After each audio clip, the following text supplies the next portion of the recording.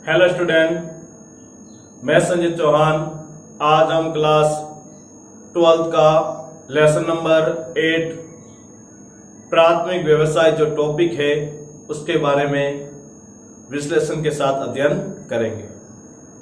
बच्चों, पिछले वीडियो के अंदर हमने मुख्य रूप से पशुचारण के जो क्षेत्र थे उनके बारे में पढ़ा और साथ में हमने चलवासी पशुचारण की परिभाषा, चलवासी पशुचारण के जो विशेषताएं हैं उनके प्रत्येक बिंदु के अनुसार आपने अध्ययन किया।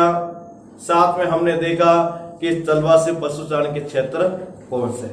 इसके अलावा हमने कुछ चलवासी पशुचारण से संबंधित छोटे छोटे क्वेश्चन के बारे में भी अध्ययन किया, जिसमें हमने देखा कि चलवासी पशुचारण क्षेत्र की संख्या कम होने के कारण या उनकी लोगों की संख्या कम होने के क्या कारण हैं, और हिमालय क्षेत्र में ऋतु प्रवास करने वाली चलवासी पशुचारण जातियां कौन सी हैं उनके बारे में भी पढ़ा। और हमने पिछले वीडियो के अंदर हमने वाणिज्य पशुचारण के जो टॉपिक था उसके बारे में थोड़ा सा अध्ययन भी किया था और हमने उसमें उसकी परिभाषा पढ़ी थी। तो आज हम उसी वाणिज्य पशुचारण की प्रमुख विशेषता और उनके क्षेत्र, उनका विस्तार के साथ उल्लेख या अध्ययन करेंगे। तो वापस हम आज लेते हैं वाणिज्य पशुचारण की परिभाषा। वाणिज्य पशुचारण की आपको यदि परिभाषा पूछे तो आपको सीधे शब्दों में उत्तर लिखना है कि पशुचारण की ऐसी प्रक्रिया जिसमें पशुओं को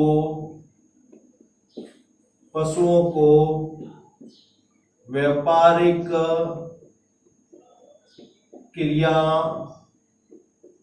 या व्यापार करने के उद्देश्य से पाले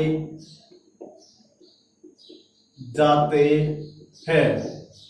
पशुचारण की ऐसी प्रक्रिया जिसमें पशुओं को व्यापारिक क्रिया या व्यापार करने के उद्देश्य से पाले जाते हैं उसी को हम वाणिज्य पशुचारण कहते हैं। जैसे हम आपको खुद को मालूम है, यदि हम किसी घर के अंदर गाय, भैंस, बकरी हम पालते हैं तो उनका तो मुख्य उद्देश्य क्या होता है बच्चों?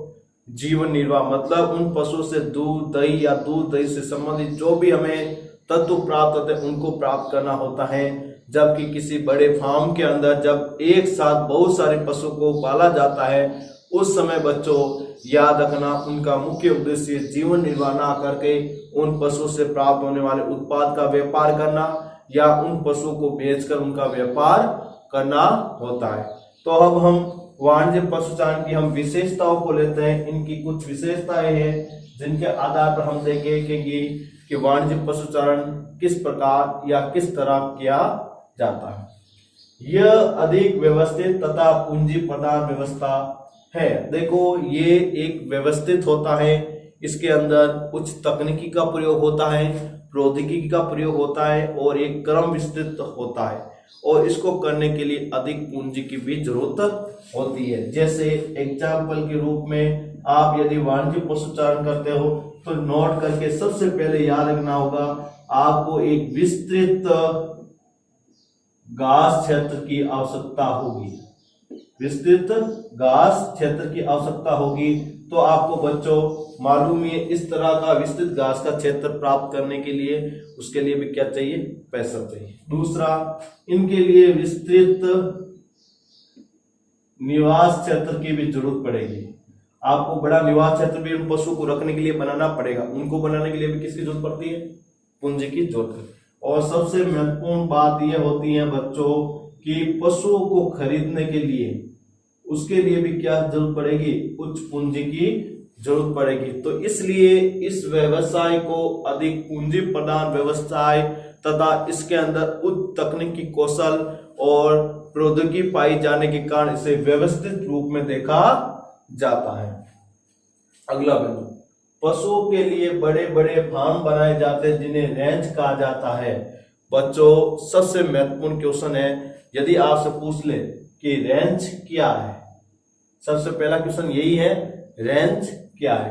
तो याद रखना, पशुओं के लिए बड़े बड़े फार्म बनाए जाते हैं, उन्हीं को हम क्या कहते हैं, रेंज कहते हैं। अब फार्म आपको पता ही है, जिस प्रकार भारत के अंदर खेत होते हैं उसी प्रकार विदेश के अंदर उनको खेतों को फार्म के नाम से जाना जाता है। इसलिए उनके जो बड़े बड़े फार्म बनाए जाते हैं उसी को क्या कहते हैं, रेंज, याद रखना।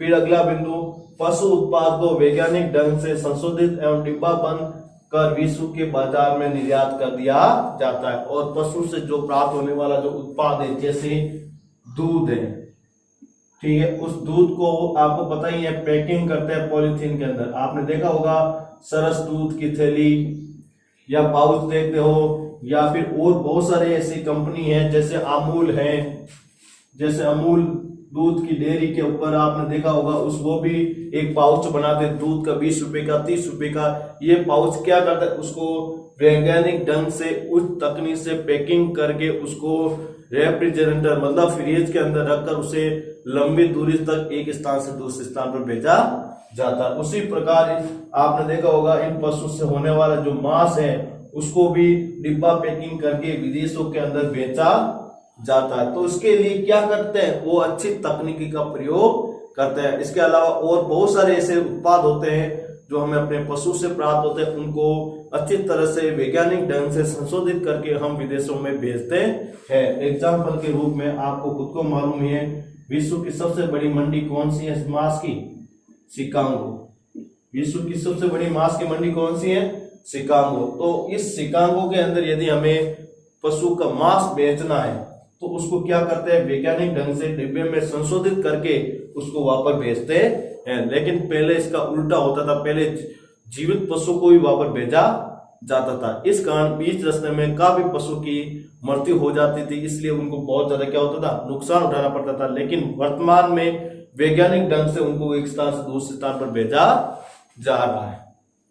अगला बिंदु, इन उत्पादों को सड़ने से बचाने के लिए रेफ्रिजरेटर का भी प्रयोग किया जाता है। और आपको पता ही है, पशु से जो प्राप्त उत्पाद होता है उनको खराब होने से बचाने के लिए तथा उनको सुरक्षित रखने के लिए उसका किसका प्रयोग होता है, रेफ्रिजरेटर का उपयोग होता है, मतलब फ्रिज का उपयोग होता है। आपने भी घर पर देखा होगा, आप जब सब्जियां लाते हो मार्केट से तो उनको लंबे समय तक, सप्ताह 2 सप्ताह रखने के लिए क्या करते हो, खुले में रखते हो या फ्रिज के अंदर रखते हो, फ्रिज के अंदर रखते हो। इसका मतलब क्या हुआ, फ्रिज के अंदर रखने का कारण क्या है कि वे जो उत्पाद होते हैं वो क्या नहीं होते, सड़ते गलते नहीं है, और सड़ने गलने से ना होने के कारण वो लंबे समय तक हम इन उत्पादों का अच्छी तरह से उपयोग कर सकते हैं।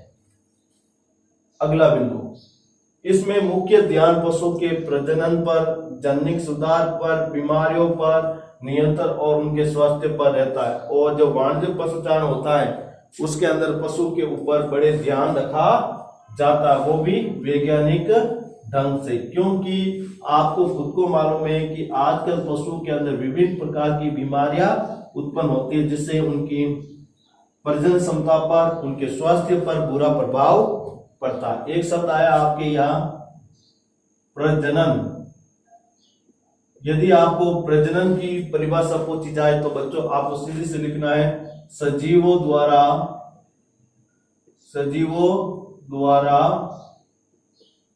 अपने ही समान जीवों की उत्पत्ति करना क्या कहलाता है, प्रजनन। याद रखना, सजीवों द्वारा अपने ही समान जीवों की उत्पत्ति करना प्रजनन कहलाता है। और आपको पता ही है, जब पशु का जो प्रजनन प्रक्रिया होती है उस समय पशु को विभिन्न प्रकार की बीमारियां होने की संभावनाएं आती है। जैसे हम आसपास के क्षेत्रों के अंदर देखते हैं, जब पशु का जब प्रजनन होता है उस समय उसका जो शरीर का गर्भाधान होता है वो काफी बार बाहर निकल आता है, या फिर और बहुत सारी ऐसी बीमारियां हो जाती है जिसको पशु को प्रजनन करते समय बहुत ही ज्यादा समस्या उठानी पाती है। इसके अलावा जब प्रजनन दौरान जब उनको विभिन्न प्रकार की बीमारियां लग जाती हैं तो उसका सीधा प्रभाव उनके विभिन्न प्रकार से होने वाले उत्पाद पर देखने को मिलता है। आपने देखा होगा कि जब बच्चों पशु कोई बीमार हो जाता है तो उसके दूध की क्षमता खत्म हो जाती है, यहाँ तक कि उसके होने वाली जो सारे प्रोसेस है या उससे होने वाले जो सारे उत्पाद हैं उनकी मात्रा में क्या आने लग जाती है, कमी आने लग जाती है। तो आपको मालूम है कि प्रजनन के दौरान विभिन्न प्रकार की जो बीमारियां होती उनसे उनको बचाना चाहिए, इसलिए उनका वैज्ञानिक ढंग से उसका ध्यान और इलाज करवाया जाता है। अगला पॉइंट, व्यापारिक पशुपालन मुख्यतः शीतोष्ण घास के मैदानों में किया जाता है। और व्यापारिक पशुपालन है वो मुख्य रूप से कौन से क्षेत्र के घासों में मिलता है, शीतोष्ण कटिबंधीय घास के मैदान, जैसे स्टेपीज है, घास का मैदान है, पेरिज है, पंपाज है, ये सारे जो शीतोष्ण कटिबंधीय जो घास के मैदान है वहां पर व्यापारिक उद्देश्य से या व्यापारिक प्रवृत्ति के द्वारा पशुपालन किया जाता है। अब हम लेते हैं विश्व के अंदर व्यापारिक पशुचारण करने वाली देश। विश्व के अंदर जहां व्यापारिक पशुचारण कौन कौन से देशों में होता है उसको हम अपने मानचित्र कौशल के साथ समझने की कोशिश करते हैं, क्योंकि आपके 2 नंबर का 12th क्लास के अंदर विश्व मानचित्र आता है, उसके अकॉर्डिंग हम इसको समझने की कोशिश करते हैं। और आपको पता ही है वाणिज्य पशुचारण है वो अधिकतर आपने देखा होगा डेनमार्क है, अपना स्वीडन है, तस्मानिया है, न्यूजीलैंड है, इन क्षेत्रों में बहुत बड़े पैमाने पर किया जाता है। और इनके यहाँ पर बहुत ही महत्वपूर्ण जो प्रोसेस होता है उसको भी ये देखा गया। आपको यहाँ पर हम देखेंगे कि सबसे पहले डेनमार्क और न्यूजीलैंड, डेनमार्क और न्यूजीलैंड, और यहाँ पर अपन का कौन सा देश है यूरोप महाद्वीप में, डेनमार्क, कौन से महाद्वीप में, यूरोप में, और न्यूजीलैंड यहाँ पर ऑस्ट्रेलिया महाद्वीप के पास आया हुआ है, यहाँ पर कौन सा है, न्यूजीलैंड, यहाँ पर डेनमार्क और यहाँ पर न्यूजीलैंड। तो डेनमार्क और न्यूजीलैंड के अंदर पशुपालन किस उद्देश्य से किया जाता है, दूध के उद्देश्य से। याद रखना विश्व के अंदर सबसे बड़ी दूध की जो पाइपलाइन है वो न्यूजीलैंड के अंदर ही है, याद रखना। अब सवाल आपसे पूछ ले कि किस देश के अंदर पशु को दूध उत्पादन के उद्देश्य से पाला जाता है, तो याद रखना डेनमार्क और न्यूजीलैंड, जिसमें दूध उत्पादन के उद्देश्य से पशु को पाला जाता है। ऑस्ट्रेलिया में दूध और ऊन के लिए, और आपसे सवाल पूछ ले ऑस्ट्रेलिया के अंदर पशु को पालने का मुख्य उद्देश्य क्या है, दूध और ऊन उत्पादन करना। तो ये हमारा कौन सा महाद्वीप हुआ, ऑस्ट्रेलिया, कौन सा हुआ, ऑस्ट्रेलिया, जहां पर दूध प्लस ऊन के उद्देश्य से पशु को पाला जाता। और इसके अंदर किसके उद्देश्य से पाला जाता, सिर्फ दूध के उत्पादन से उद्देश्य से पाला जाता है। तो और आपको मालूम होना चाहिए बच्चों, विश्व के अंदर सबसे ज्यादा ऊन उत्पादन करने वाला देश भी कौन सा है, ऑस्ट्रेलिया है। लेकिन ऊनी वस्त्र बनाने वाला सबसे बड़ा देश का नाम पूछे तो आपको चीन बताना है। फिर संयुक्त राज्य अमेरिका में मांस व दूध उत्पादन के लिए विशेष रूप से पहचाना जाता है। और संयुक्त राज्य अमेरिका के अंदर मांस और दूध दोनों के उद्देश्य से पशु पाले जाते हैं। तो यहाँ पर उत्तरी अमेरिका महाद्वीप है, उत्तरी अमेरिका के अंदर यहाँ पर संयुक्त राज्य अमेरिका देश स्थित है, यहाँ पर जहाँ पर दूध और मांस दोनों के उद्देश्य से पशु को पाला जाता है। तो याद रखना दूध और मांस के उद्देश्य से पशु कहाँ पालते हैं, संयुक्त राज्य अमेरिका के अंदर। अब महत्वपूर्ण क्षेत्र हम लेते हैं विश्व में न्यूजीलैंड, ऑस्ट्रेलिया और अर्जेंटीना। देखो न्यूजीलैंड हमने दर्शा दिया, ऑस्ट्रेलिया दर्शा दिया, और यहाँ पर हम दर्शाएंगे अर्जेंटीना। ये अर्जेंटीना जो देश है वो दक्षिणी अमेरिका में आया हुआ है। कहां पर है, दक्षिणी अमेरिका के अंदर जो पंपास घास का मैदान है वहां पर इसी प्रकार का वाणिज्य पशुचारण किया जाता है। फिर अगला जो बिंदु है हमारा यूरुग्वे, ये भी पंपास घास के मैदान में अर्जेंटीना के पास ही है। यहाँ पर कौन सा, यूरुग्वे जो देश है वहां पर भी पशुपालन किया जाता। फिर संयुक्त राज्य अमेरिका, यहाँ पर हमने दर्शा दिया संयुक्त राज्य अमेरिका। फिर डेनमार्क, ये डेनमार्क हमने दर्शा दिया है। फिर स्वीडन, तो यहाँ पर ये कौन सा देश है? स्वीडन। कौन सा देश है यहाँ पर? स्वीडन देश है, जो पश्चिमी यूरोपीय राष्ट्र के अंतर्गत आता है। फिर अपन के हॉलैंड है, जो यहाँ पर यूरोप महाद्वीप में हॉलैंड। इन सभी क्षेत्रों के अंदर वाणिज्य रूप से पशुचारण या वाणिज्य रूप से पशुपालन किया जाता है। तो आपसे पूछ ले, वाणिज्य पशुपालन या वाणिज्य रूप से पशु को पालने वाले प्रमुख देशों के नाम बताइए। तो न्यूजीलैंड, ऑस्ट्रेलिया, अर्जेंटीना, यूरुग्वे, संयुक्त राज्य अमेरिका, डेनमार्क, स्वीडन और हॉलैंड प्रमुख रूप से देश हैं। अब हम मुख्य रूप से बच्चों जो बिंदु देखेंगे वो आपका पहले भी एग्जाम में एक बार पुटअप हो चुका है। उसमें सीधा सा सवाल दिया था कि वाणिज्य और चलवासी पशुचारण के बीच में कोई अंतर बताइए। वैसे तो हमने चलवासी पशुचारण और वाणिज्य पशुचारण की हमने अलग अलग विशेषता पहले पढ़ी है, वो भी लिखते हैं तो भी है, लेकिन आपको समझाने के लिए आपको कैसे इस प्रकार का उत्तर करना है उसके अनुसार आपको बताएं। जब इस प्रकार का जो सवाल आ जाए कि चलवासी और वाणिज्य पशुचारण में अंतर बताइए, तो एक साइड में आपको चलवासी पशुचारण और एक साइड में आपको वाणिज्य पशुचारण की विशेषता बनाकर आपको लिखनी है, जिससे आपके जो अंक है जितने नंबर का होता है उतना आपको पूर्ण रूप से प्राप्त हो सके। जैसे हम ले रहे हैं चलवासी पशुचारण के पहला अंतर, ये चारे और पानी की खोज में एक स्थान से दूसरे स्थान पर घूमते हैं। इसके बारे में हमने पढ़ा भी है कि ये चारे और पानी की तलाश में पशुपालक अपने मवेशियों को एक स्थान से दूसरे स्थान पर क्या करते हैं, ले जाते हैं। और हमने ये भी देखा बच्चों कि ये जो पूर्ण रूप से वो उन्हीं क्षेत्रों में पालते हैं जहाँ उनको प्राकृतिक रूप से क्या मिल सके, वनस्पति मिल सके, क्योंकि इन चलवासी पशुचारण करने वाले जातियों का जो मुख्य उद्देश्य होता है वो अपना क्या होता है, जीवन निर्वाह करना होता है। इसीलिए वह उनके जो क्षेत्रों में जिस प्रकार की क्लाइमेट पाई जाती है उसी के अनुसार वहां पर क्या पाले जाते हैं, पशु पाले जाते हैं। जबकि हम वाणिज्य पशुचारण हम देखते हैं तो इस प्रकार के का पशुपालन में एक निश्चित स्थान पर बाड़ों में किया जाता है, और वाणिज्य पशुचारण होता है वो एक निश्चित स्थान होता है जिसके अंदर चारों ओर क्या होती है, बाढ़ होती है, उसके अंदर पाला जाता है। जैसे एग्जाम के रूप में आपने पढ़ा है कि वाणिज्य पशुपालन एक फार्म के अंदर होता है और फार्म को वो क्या करते हैं, इस तरह चार भागों में अलग अलग बांटते हैं, जिसे हम क्या कहते हैं, रेंज। क्या कहते हैं, रेंज। तो ये फार्म को हम चार भागों में बांटते हैं। तो पहले दिन यदि पशु को इस जगह पर चराने के लिए रखा जाता है तो दूसरे दिन यहाँ पर, तीसरे दिन यहाँ पर और चौथे दिन यहाँ पर।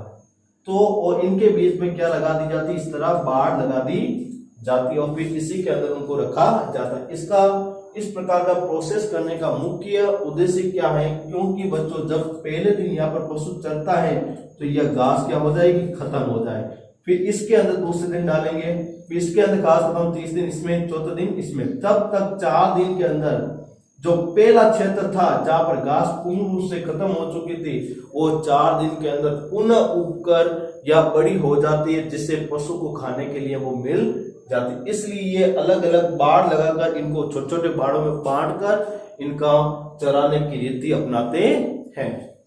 फिर अगला जो बिंदु हम लेते हैं चलवासी पशुचारण में कि पशु प्राकृतिक रूप से पाले जाते हैं और उनकी विशेष देखभाल नहीं की जाती। और चलवासी पशुचारण के अंदर क्या होता है, सारे पशु प्राकृतिक रूप से पाले जाते हैं, प्राकृतिक वनस्पति खिलाई जाती है और उनका रहन सहन या फिर उनकी जो भी प्रवृत्ति होती है वो प्रकृति पर निर्भर होती है। आपने देखा होगा एक रेबारी समाज होता है राजस्थान के अंदर, वो अपने भेड़ बकरियों को पालता है, वो खुले मैदानों के अंदर अपने पशु को रखता है और प्राकृतिक जो भी वनस्पति है, कटीली झाड़ियां हैं, उनको खिलाकर पशु को रखता है। इसके कारण उनको काफी बार विभिन्न प्रकार की बीमारियां हो जाती है प्रजनन के दौरान या प्रजनन क्रियाओं के दौरान, या फिर उनके स्वास्थ्य पर भी क्या होता है, बुरा प्रभाव होता है, जिसके कारण उसे विभिन्न प्रकार की बीमारियां उन पशुओं के अंदर संक्रमण के रूप में तेजी के साथ फैलती है। तो उससे एक की साथ में बहुत सारे पशु की जान माल को हानि होने की संभावना बनी रहती है। और आपने देखा बच्चों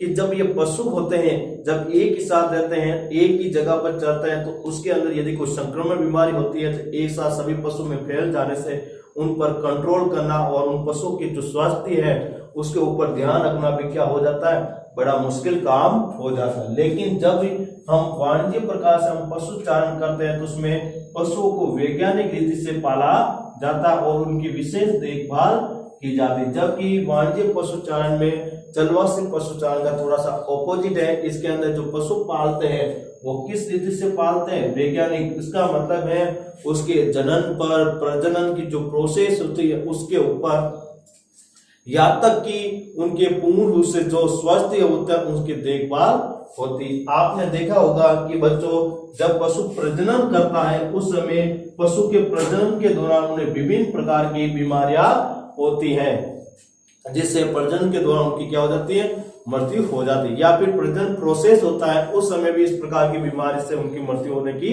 संभावना होती है। लेकिन इसके प्रजनन के अंदर जब वैज्ञानिक तरीके से टीके का प्रयोग किया जाता है जिससे अच्छी तरह से उसका गर्भाधान भी हो जाता है और पशु को विभिन्न प्रकार की बीमारियों से भी बचाया जा सकता है। फिर हम चलवासी पशुचारण के अंदर अगले बिंदु की बात करें तो चलवासी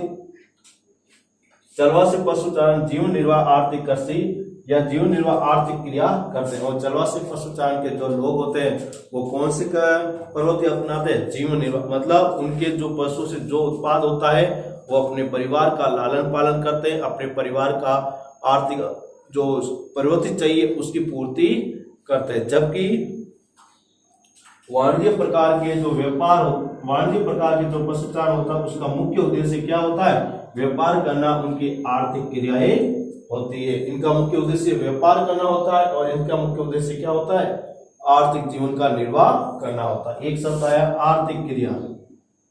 आर्थिक क्रिया क्या है, यदि आपसे पूछ लें तो आपको सीधे इसी भाषा में लिखना है, ऐसी क्रिया जिनको करने से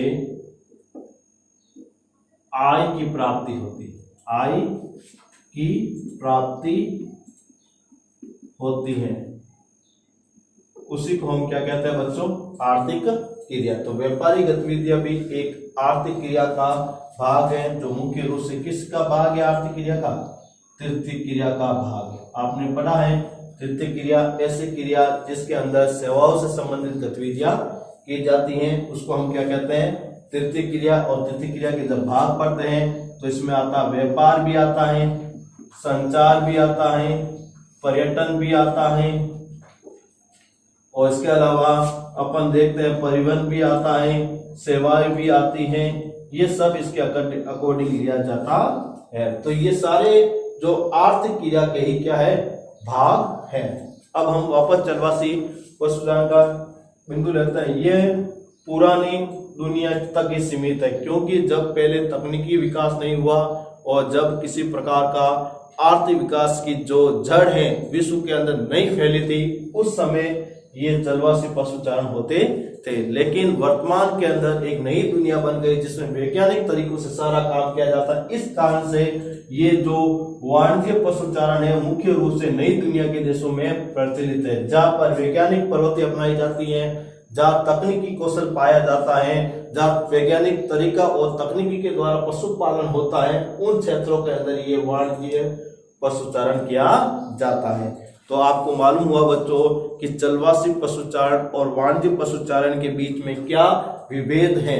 अब हम एक नए टॉपिक के साथ हम इस बिंदु को शुरू करेंगे, उसका नाम है एग्रीकल्चर। एग्रीकल्चर का मतलब हुआ कृषि। क्या हुआ, कृषि। एग्रीकल्चर आपको खुद को मालूम है क्या होती है, और भारत में एग्रीकल्चर का कौन कौन सा रूप पाया जाता है और किन रूपों में उसको पढ़ा जाता है, उन सब के बारे में हम इस बिंदु के साथ अध्ययन करेंगे। पहला बिंदु है एग्रीकल्चर यानी कृषि। सबसे पहले इसके बारे में हम अध्ययन करेंगे, फिर कृषि के प्रकार पढ़ेंगे, फिर उन प्रकारों का विश्लेषण करेंगे। तो सबसे पहले कृषि क्या है। तो कृषि की जब आपको परिभाषा पूछे तो सीधे शब्दों में लिखना, कृषि कर्सी लैटिन भाषा का शब्द है। कर्सी लैटिन भाषा का शब्द कौन सा है? एग्रीकल्चर। लैटिन भाषा का शब्द एग्रीकल्चर से बना है। यदि आपसे पूछ ले कि कृषि को लैटिन भाषा में क्या कहते हैं तो एग्रीकल्चर। और फिर एग्रीकल्चर का शाब्दिक अर्थ पूछा जाए तो एग्री यानी मिट्टी व कल्चर यानी जुताई करना। एग्री यानी क्या होता है बच्चों? मिट्टी। कल्चर यानी क्या होता है? जुताई करना। अर्थात आपसे पूछ ले, अर्थात मिट्टी पर जुताई करना कृषि कहलाता है। मिट्टी पर जुताई करना कृषि कहलाता है। तो आपको यदि कृषि की परिभाषा पूछे तो कृषि लैटिन भाषा का शब्द एग्रीकल्चर से बना है। एग्रीकल्चर का शाब्दिक अर्थ एग्री यानी मिट्टी, कल्चर यानी जुताई करना, अर्थात मिट्टी की जुताई करना कृषि कहलाता है। इसके अलावा पशुपालन,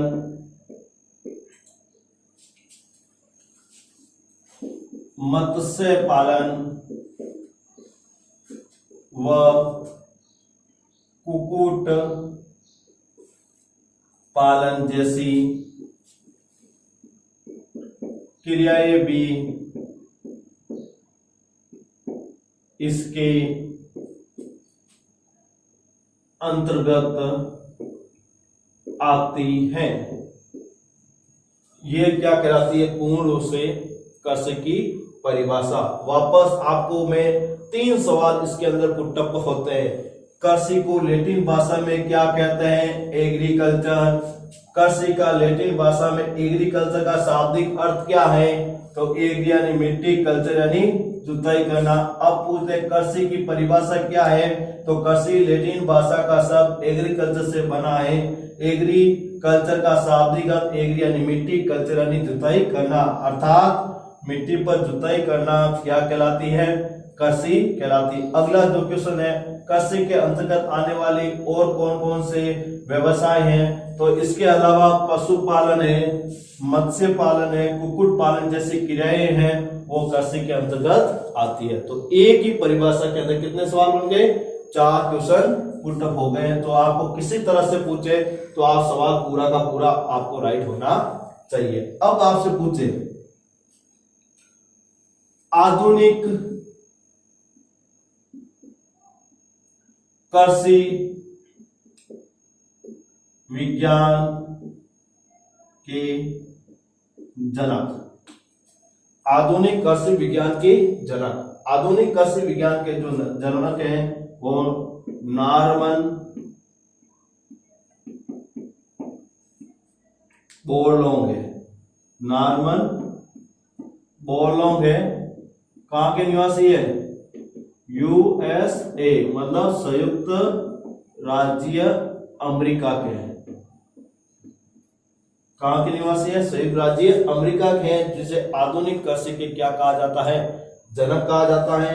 और इन्होंने सर्वप्रथम कृषि के क्षेत्र में उन्नति लाने का प्रयास किया था। कृषि के क्षेत्र में उन्नति लाने का प्रयास किया था और उसी उन्नति को लाने के लिए उन्होंने 1943 के अंदर, कब? 1943 के अंदर बच्चों एक देश है उसका नाम है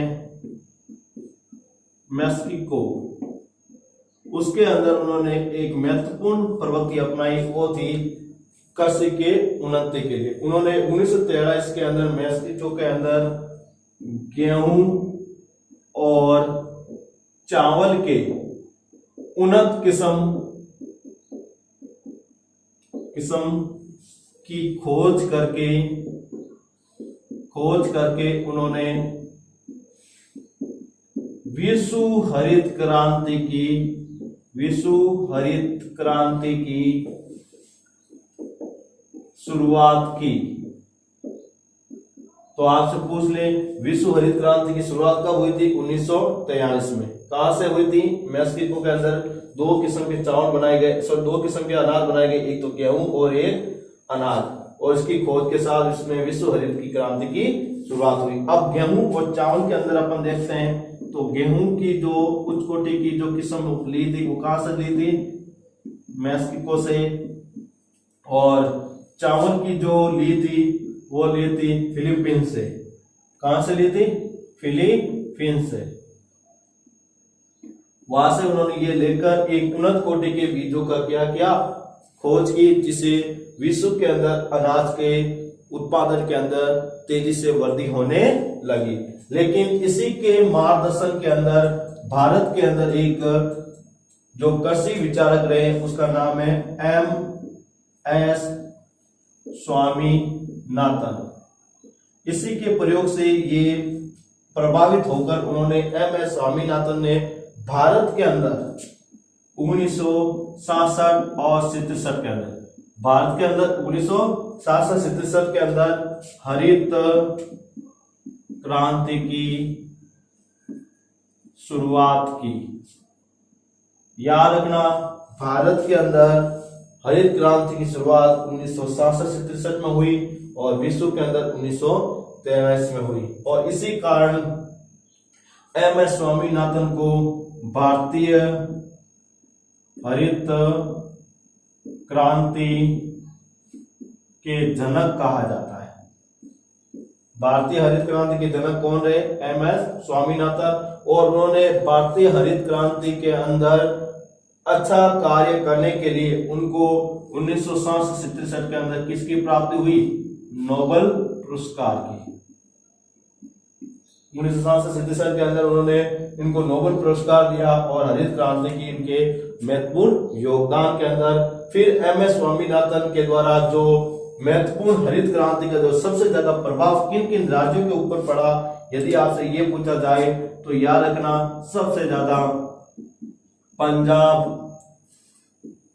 हरियाणा और पश्चिमी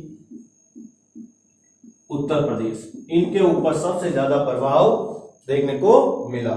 भारत के अंदर सबसे ज्यादा इन्हीं राज्यों के ऊपर हरित क्रांति का प्रभाव देखने को मिला था। तो आपको मालूम हो गया होगा बच्चों कि MS स्वामीनाथन का भारतीय हरित क्रांति में क्या योगदान था। तो आपको पता चला कृषि किसे कहते हैं, कृषि की परिभाषाएं और कृषि के क्षेत्र में महत्वपूर्ण योगदान देने वाले व्यक्ति कौन थे।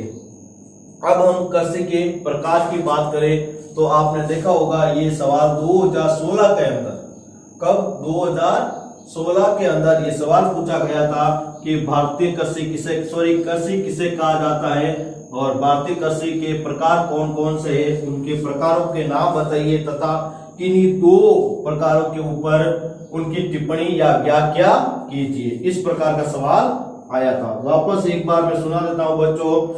सवाल क्या था कि सीधा सा सवाल था कि कृषि किसे कहते हैं, भारतीय कृषि के प्रकारों के नाम बताइए तथा किसी दो के ऊपर टिप्पणी या उनकी व्याख्या कीजिए। ये 4 नंबर का क्वेश्चन पुटअप हुआ था। आज हम लेते हैं कृषि के मुख्य प्रकार।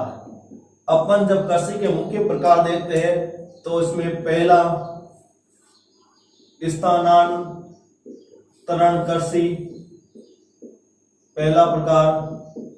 दूसरा आदिम जीवन निर्वाह कृषि। तीसरा जीवन निर्वाह कृषि। चौथी वाणिज्य कृषि। पांचवी मिश्रित कृषि, छठी रोपण कृषि, सातवीं डेयरी कृषि, आठवीं फार्म कृषि या कोष्टक में लिख सकते हो आप ट्रक कृषि। ये सारी जो कृषि के हैं ये हमारे क्या है, कृषि के प्रकार है। 8 प्रकार की कृषि देखने को मिलती है हमारे पुस्तक के अंदर। उन 8 प्रकार की कृषि के नाम पूछे थे और फिर इन्हीं 8 में से कोई भी एक बिंदु लेकर आपको उसकी व्याख्या करनी थी। तो मैंने कृषि के परिभाषा लिखा दी है और ये कृषि के प्रकार बता दी। अब हम इन्हीं जो प्रकारों की हम विश्लेषण के साथ इसका प्रत्येक प्रकार का अध्ययन करेंगे कि जीवन निर्वाह कृषि या स्थानांतरण कृषि क्या होती है, उसकी परिभाषा पढ़ेंगे। आदिम जीवन निर्वाह किस प्रकार से होती है, उसमें किस प्रकार के औजारों का प्रयोग होता है, किस प्रोसेस के माध्यम से होती है, उनके बारे में पढ़ेंगे। जीवन निर्वाह कृषि कैसी होती है उसके बारे में। वाणिज्यिक कृषि का मुख्य उद्देश्य क्या होता है, इसके अंदर बोई जाने वाली फसलें क्या होती है, उसके बारे में अध्ययन करेंगे। मिश्रित कृषि क्या होती है, जिसमें ऐसी कृषि होती है जिसमें पशुपालन भी होता है और कृषि भी होता है, वो किसको लेता है, मिश्रित कृषि होती है। रोपण कृषि क्या होती है आपको खुद को मालूम है, इसमें बीज नहीं बोकर क्या बोलते हैं, किसी भी पौधे की टहनी या शाखा को बोकर कृषि करते हैं। डेयरी कृषि क्या होती है आपको पता ही है, और फार्म कृषि क्या होती है, उन सब के बारे में हम अध्ययन हम विशेषता के साथ उनकी प्रमुख फसलों के साथ उसका अध्ययन करेंगे। तो बच्चों आपको मालूम हो गया होगा कि 2016 का जो प्रश्न था उसका क्या उत्तर है। अब हम बच्चों जो नेक्स्ट वीडियो होगा उसके अंदर हम इन कृषि के जो प्रकार है, जैसे स्थानांतरण कृषि है या फिर अपन आदिम कृषि है, जीवन निर्वाह कृषि है, उसका हम विश्लेषण के साथ अध्ययन अगले वीडियो के अंदर करेंगे। लेकिन आज के वीडियो के अंदर हमने 2 महत्वपूर्ण क्वेश्चन पढ़े हैं। पहला क्वेश्चन तो क्या था कि वाणिज्यिक पशुचारण किसे कहते हैं या उनकी विशेषताएं क्या होती है, उनका विश्लेषण के साथ अध्ययन करना। दूसरा, जलवासी पशुचारण और वाणिज्यिक पशुचारण के बीच में क्या विभेद है, क्या अंतर है, जो अपन का एक बार सवाल पुटअप हो चुका उसके बारे में अध्ययन किया। और आज हमने एक 2016 का जो पेपर में आया हुआ जो कृषि किसे कहते हैं, कृषि के प्रकार कौन से हैं और उसी 2 पर टिप्पणी लिखी है, उनकी भी व्याख्या की है। अब हम जब नेक्स्ट वीडियो होगा इनकी सारी विशेषता को हम देखेंगे। Thank you.